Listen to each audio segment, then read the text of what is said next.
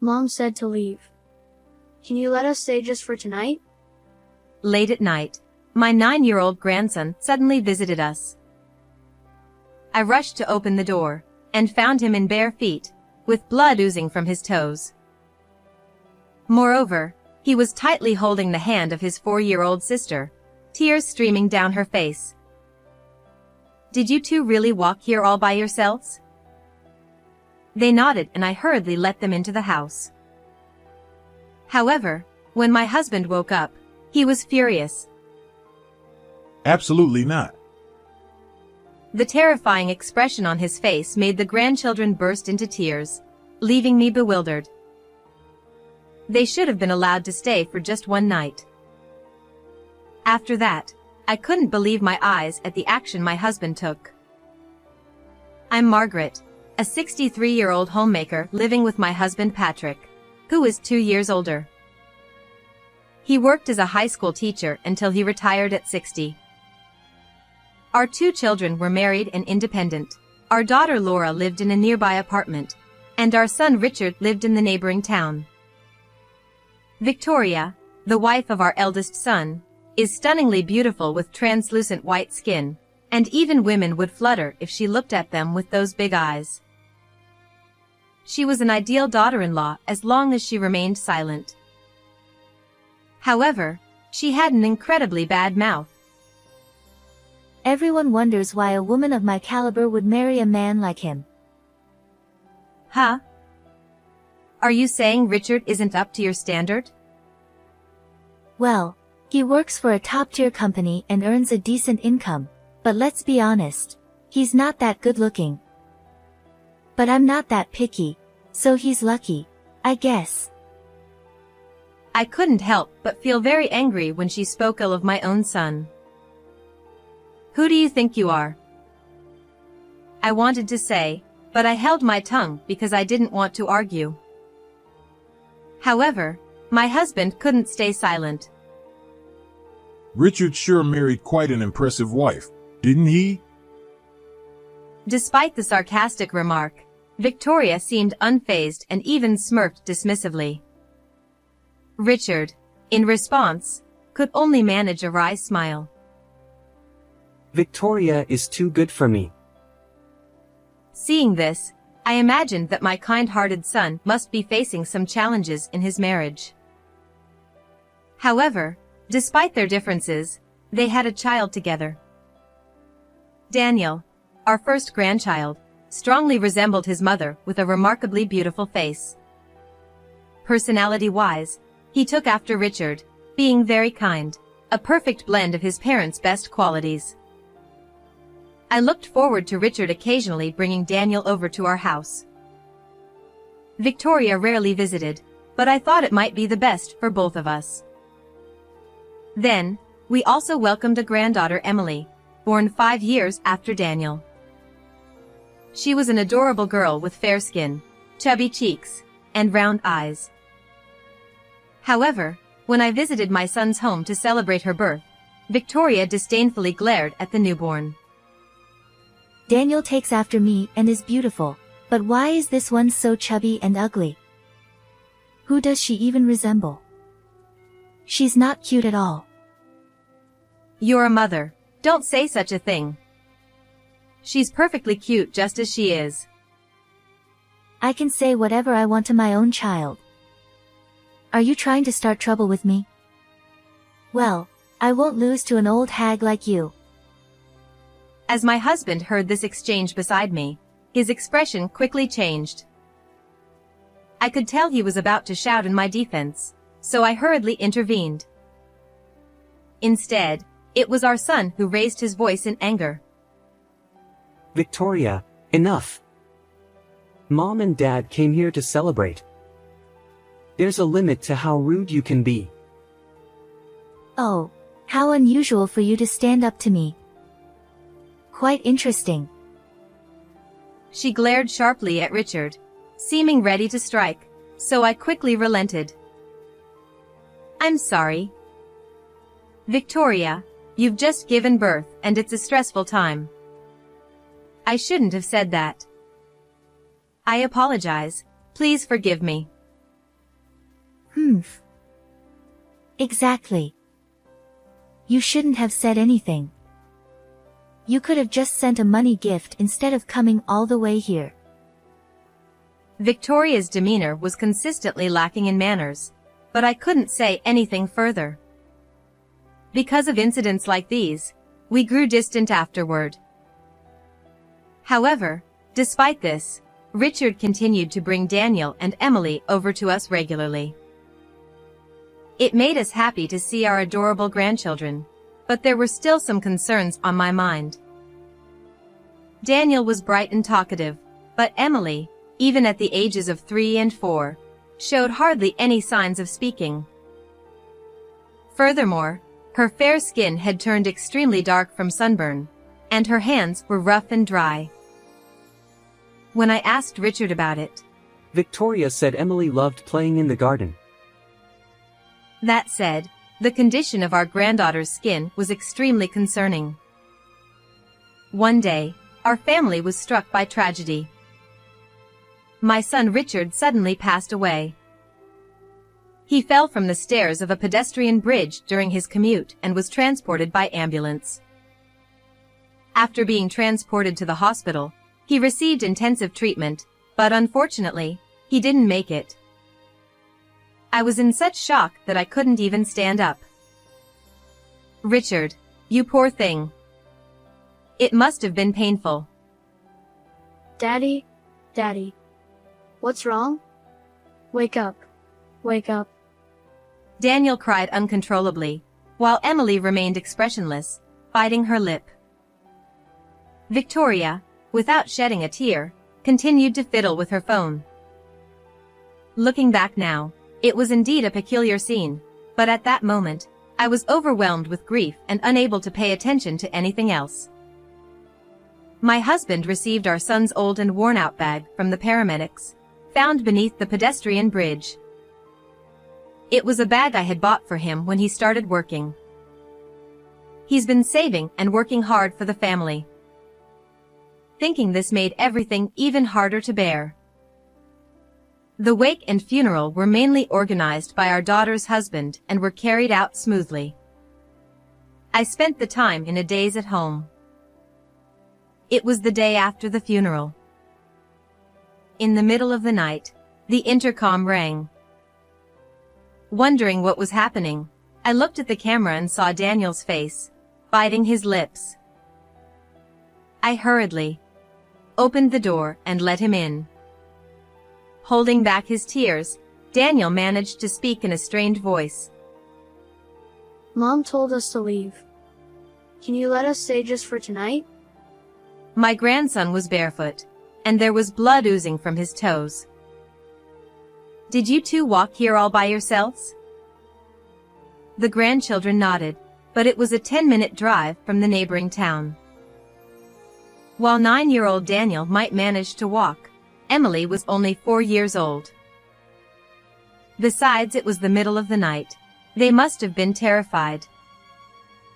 When I let them into the living room, my husband had also awakened, so I consulted him about Daniel's request to stay just for the night. Grandpa, we'll leave tomorrow. Please.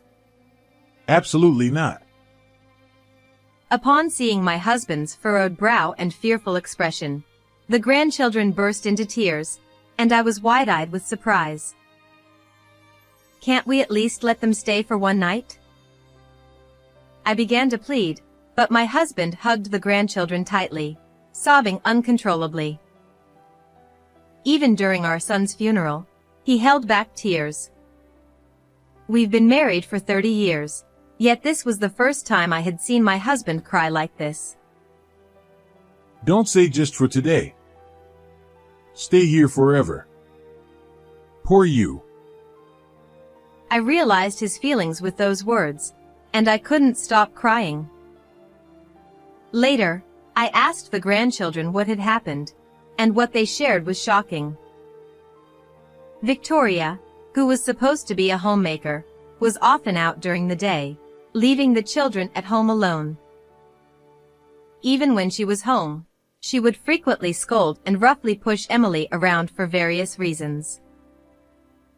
As a result, whenever Emily cried, Victoria would shout angrily, Shut up. Be quiet. You're annoying. Over time, Emily learned to cry silently without making a sound. Daniel reportedly got scolded too when he tried to defend his younger sister because he felt sorry for Emily.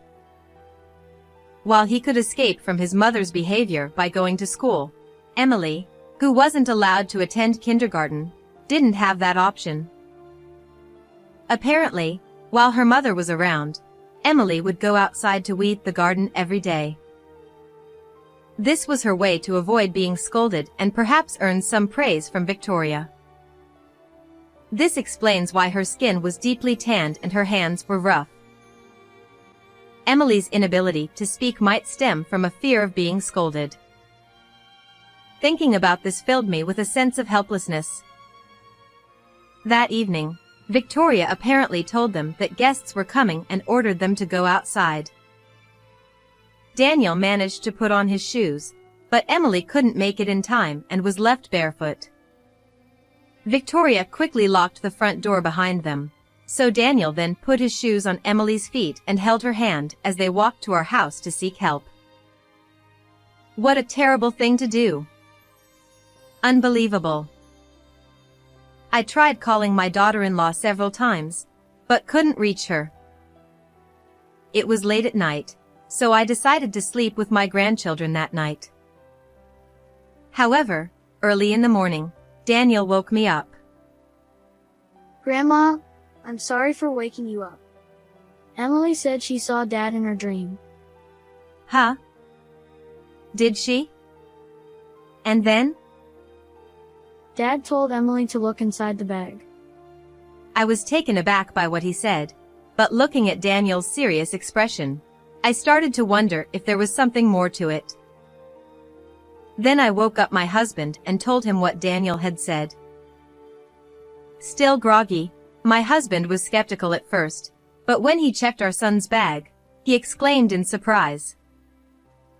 No way. This is outrageous. I can't forgive this. Filled with anger, we decided to take action. Afterward, we quickly called our eldest daughter, Laura, who lives nearby, and asked her to come to our home to take care of the grandchildren. Meanwhile, my husband and I rushed to our son's house and rang the doorbell repeatedly, but no one answered. But we continued to ring the doorbell persistently. My daughter-in-law finally appeared in her pajamas, with the collar open and looking disheveled. Geez, so noisy. Who the hell is it? At that moment, I caught a fleeting glimpse of a young man with brown hair crossing in the back of the room, completely naked. I knew it. However, as soon as my daughter-in-law realized it was us, she widened her eyes and quickly shut the door. It's so rude of you to come here suddenly. Go home. From behind the door, my daughter-in-law shouted aggressively. We have something urgent to discuss. Please open the door. I said I can't open it right now. I reluctantly opened the door with the key I found in my son's bag, and inside, the young man from earlier exclaimed, "Oh no! Run!" He hurriedly dressed and fled from the house. At the entrance, she stood defiantly, glaring at me and my husband without a trace of remorse. What the heck are you doing here? Before anything else, are you already cheating on your husband the day after he passed away? Don't be ridiculous. Oh, he's just a gas repairman. Huh, so gas repairmen these days work without clothes on? Victoria noticed my sarcasm and clicked her tongue in annoyance. She may have a beautiful face, but her ugly character shows through in her expression. Richard is gone now, and I'm done with you both. You have no right to say anything. Just leave. At that moment, my husband, his face flushed red with anger, deliberately asked her. I can't see the grandchildren. Where are they? And with that, my husband went to check something, pretending to search around the house. Victoria seemed momentarily at a loss for words, but then she immediately started shouting angrily at me. They went to a friend's house. What's wrong with that? Stop lying. Were you not worried when a 9-year-old and a 4-year-old were gone all night? Are you even a mother? Huh. How do you know about that? They walked all the way to our house late at night. As I told this to her, who looked puzzled and astonished, she shamelessly responded with a brazen attitude. Our daughter isn't cute at all, and the son I raised lovingly rebels against me. I don't need those brats. You can take them, but give me money. I want $100,000. It's not much, right? She truly was the worst kind of woman. I felt boiling anger at the thought that my son and grandchildren had suffered because of such a woman. Too bad. You can't spend money behind bars. I've recorded our entire conversation. Huh. You're so naive. I'll be released soon enough just for being a little harsh with the children. It's not just about the children. You do realize that taking someone's life is a serious crime, don't you? And there's evidence. Actually, there was Richard's diary in the bag. And from Victoria's frequent outings, he suspected she was having an affair. On top of that, there was a report from a detective Richard had hired for investigation. According to it, indeed, his wife was cheating with a young man she had met at a pub. The same man who fled from the house. Additionally, the diary also mentioned, "I've been feeling my life is in danger." It seems Richard had experienced several incidents where he narrowly avoided accidents, such as almost being hit by a car while walking or nearly being pushed onto train tracks while on a platform. He suspected his wife was targeting him, and he had taken precautions and was preparing for divorce. That might prove my affair, but it doesn't prove I killed Richard. It's just the ramblings of old people. The police have more important things to do. Can you still say that after hearing this? As I argued with Victoria, my husband appeared holding a surveillance camera he had found. The day before Richard passed away, he had installed a surveillance camera in the living room, as noted in his diary. Upon playing the recording, there was a conversation between his wife and the young man.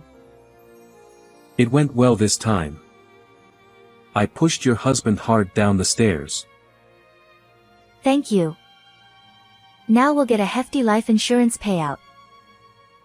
Victoria turned pale, her lips trembling uncontrollably. I just said that as a joke. How far can you go with your lies? I'll bring all the evidence to the police and request a reinvestigation. Your affair partner might spill everything about you during questioning. But... Oh, by the way, Laura mentioned something like this. The place where Richard fell is a busy pedestrian bridge, and many cars nowadays have cameras installed. Laura suggested spreading the word on social media to see if there were any witnesses at that time. Victoria's eyes widened, and she looked visibly shaken, placing a hand over her mouth. However, she quickly changed her tone and began to apologize. I'm sorry. I was threatened by that man. I'll give you half of the $100,000 life insurance payout if you overlook this. Excuse me? You're not the beneficiary. That can't be true. We made each other beneficiaries when we got married. I told her that according to Richard's diary, the beneficiary had been changed from her to Daniel already. Richard had set up a trust system that allowed his children to receive the benefits once they reached a certain age, regardless of their current age. That's ridiculous. It was a plan to get a large sum of money. She collapsed on the spot, crying and screaming like a child, utterly miserable. We watched her coldly in silence. Afterward, both were arrested. Taking someone's life is a serious crime, and they are unlikely to be free for a long time. Even if they were to leave prison, no one would want anything to do with them. Currently, my grandchildren live with me. In fact, my daughter and her husband also live with us, supporting us, and they lovingly care for the two children as if they were their own. Emily, who used to be quiet, has started to open up and gradually began to talk more. I am determined to stay strong and see these children's happiness through until the end.